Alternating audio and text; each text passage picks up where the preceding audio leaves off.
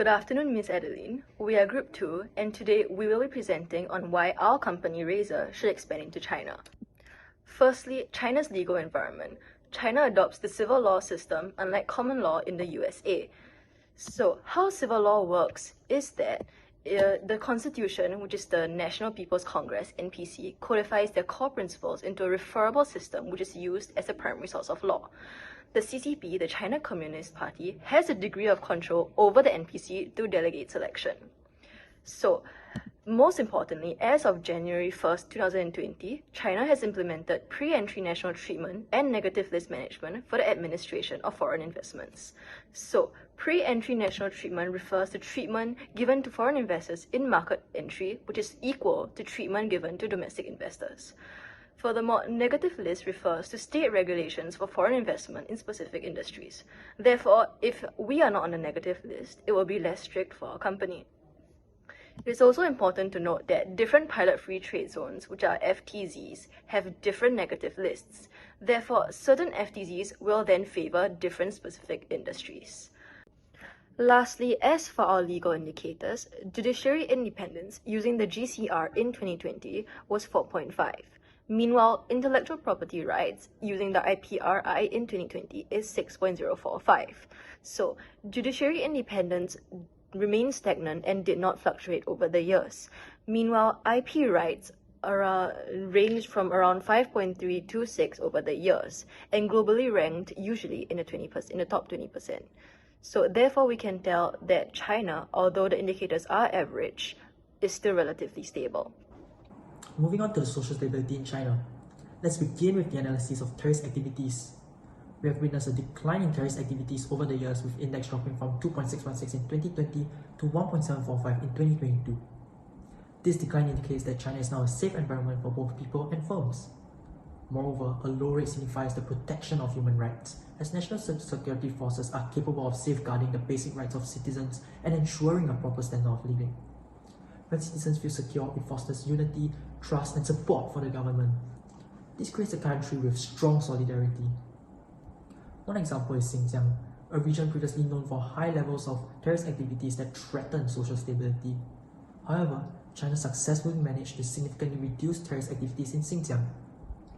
This exemplifies China's ability to control and deal with the safety of the country.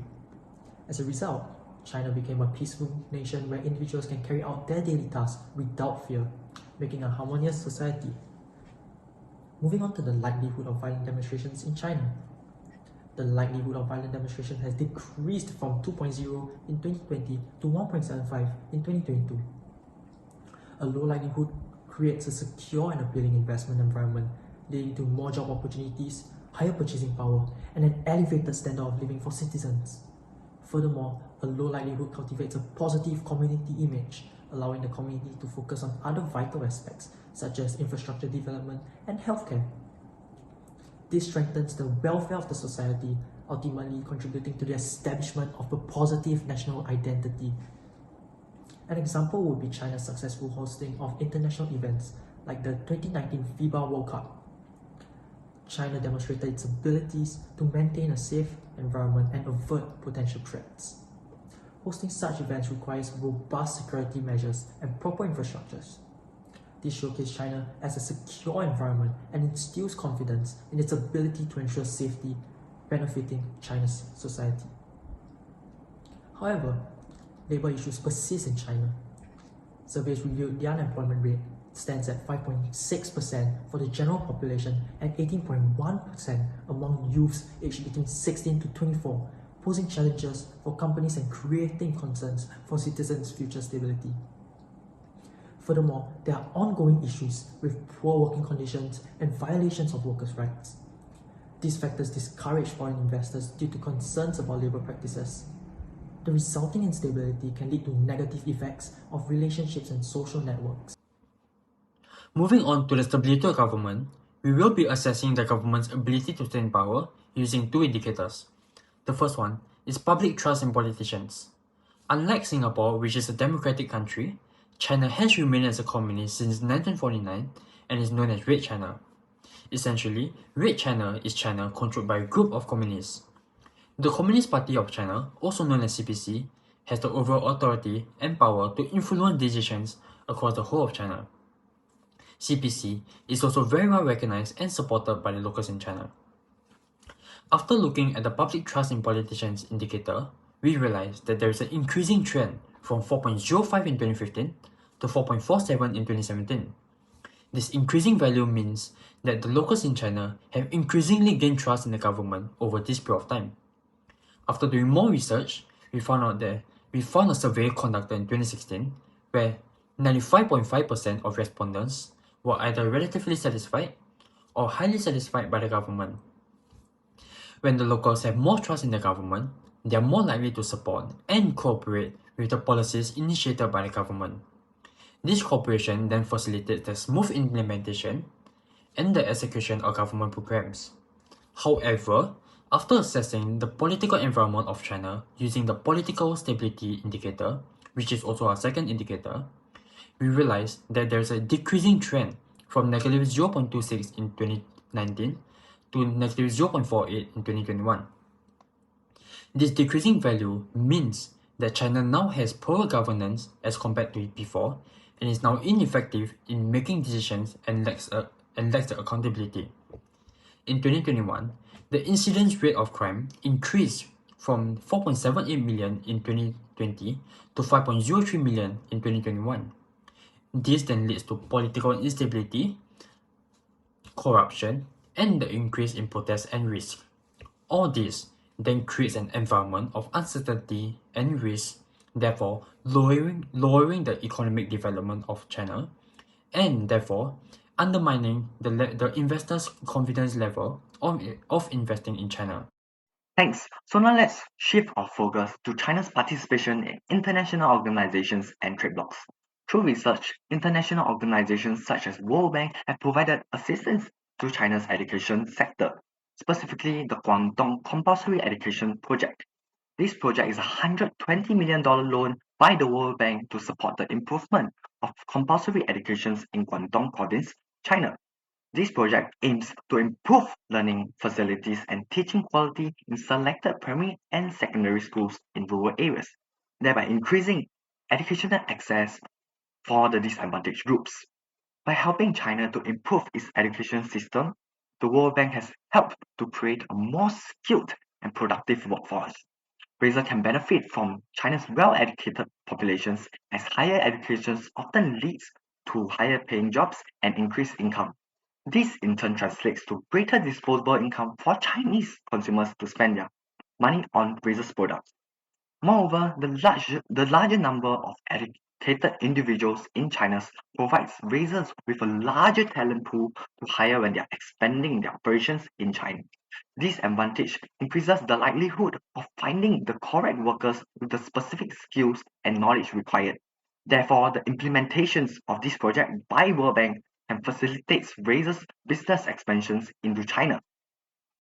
Lastly, China's participation in trade blocs. The main goal of trade blocs is to promote trade and economic growth between member countries by reducing or eliminating trade barriers such as tariffs, thereby making goods and services flow more freely between member countries. An example of a trade bloc is the China-Singapore Free Trade Agreement, also known as CSFTA, which eliminates 95% of Singapore exports to China.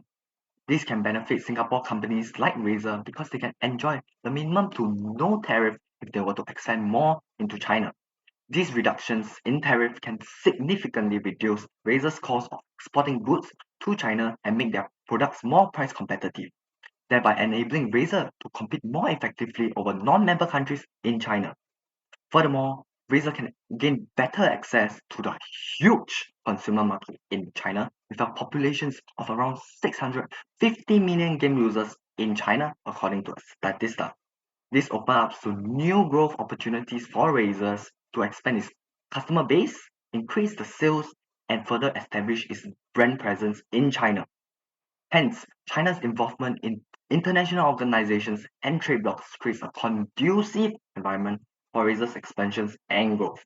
Razer should thus capitalize on China's involvement in international organizations and trade blocs to unlock their full business potential and continue to thrive in the gaming industry.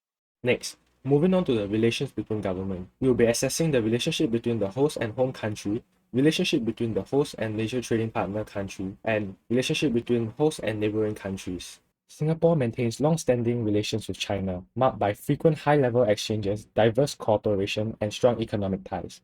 China has been Singapore's largest trading partner since 2013, accounting for 12.4% of exports valued at $64 billion. Singapore, in return, is China's largest foreign investor.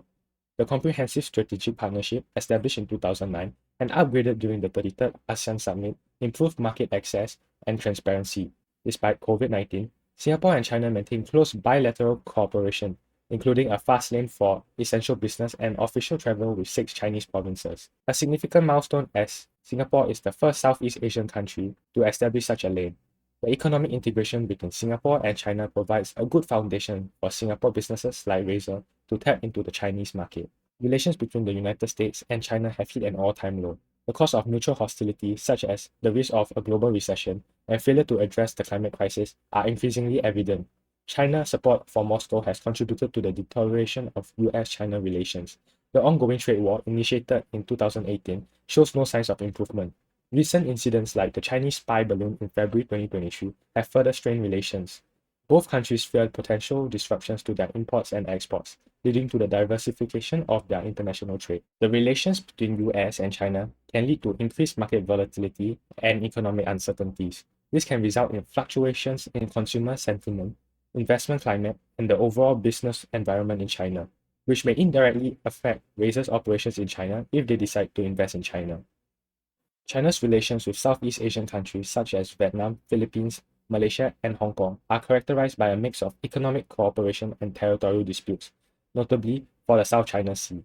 Despite disputes, significant trade and ties persist. Hong Kong is China's second largest importer, with imports valued at $297.5 billion, while Malaysia ranks 9, importing $93.7 billion from China in 2022. Away from Asia, Russia's relations with China have strengthened. Despite not being former allies, both countries are close strategic partners, with relations deepening due to Russia's isolation resulting from the Russian-Ukraine war. India and China also experiences ongoing territorial disputes, primarily over the ill-defined 3,440-kilometer border. Tension arise from border fluctuation and infrastructure construction, leading to occasional conflicts. The 2020 clash was fueled by India's development of a new route to a high-altitude air base. This tension posed risk of escalation and potential consequences for their economic relations. In summary, under legal environment, China has specific free trade zones that offer better market access to certain industries, and in our case, it's the technology in Hainan. The judiciary independence and IP protection indicator, on average, is stable as well. Under social stability, China is a safe environment as there are low terrorist activities and low likelihood of violent crimes. This will not only contribute to social stability, but also build a positive national identity, attracting more tourists and foreign investors. Under stability of government, although China has great trust in politicians, its political instability and uncertain environment fails to reassure possible investors a safe and conducive environment to conduct business in. Under participation in trade blocs and international organizations, with China's participation in WTO and WB and having CSFTA, it demonstrates its commitment to global economic integration and cooperation. Razer will be able to enjoy reduced tariffs when accessing into China's market. Lastly, for relationship between governments, Singapore's strong ties with China give Razer an advantage to invest in China. Despite its complex relationship with neighboring countries, China still tries to maintain diplomatic ties by actively participating in negotiations for a code of conduct for the South China Sea with its neighboring countries. In conclusion, while China offers significant economic benefits, it is important for our company to navigate its rigid political and legal climate. We must adhere to strict regulations while thriving in its environments. Hence, we have chosen Razer due to various reasons. Firstly, Razer possesses qualities that align with and benefit from China's policies. Secondly, technology is high in demand in China as they prioritize knowledge transfer, hence reducing the risk for Razer. Lastly, certain FTCs like Shanghai or Hainan provide improved market access for the tech industry. Thus, Razer has a favorable opportunity to thrive and succeed in China. Thank you.